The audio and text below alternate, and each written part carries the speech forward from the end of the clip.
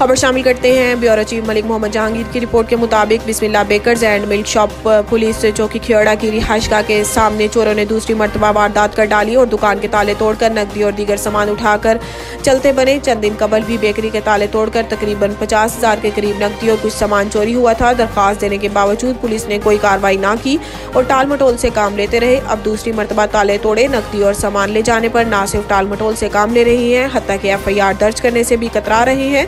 हुकाम वाला से इस्तदा है कि मेरी चोरी बरामद की जाए और मेरी FIR दर्ज की जाए। पुलिस चौकी खेड़ा के मुतलका अफसरान यानी RPO, DPO जहलम और DSP पिंड दादर खान से इल्तमास है कि जल्द से जल्द कार्रवाई अमल में लाई जाए और FIR दर्ज की जाए और FIR दर्ज करने का मुतालबा। नवीद टिक्का शॉप, मुंशी मोहल्ला चौक। नया अंदाज, नया जायका और मयार एक साथ। नवीद टिक्का शॉप अपना पैगाम देते हैं, रेट वो जो हर किसी की पहुंच में।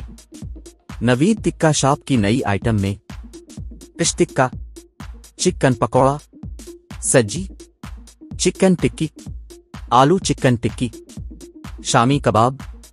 बेहतरीन और साफ सुथरा माहौल, जायकेदार बेहतरीन खानों का मरकज, एक बार जरूर आजमाएं। नवीद टिक्का शॉप, मुंशी मोहल्ला चौक, मंदी बहाउद्दीन।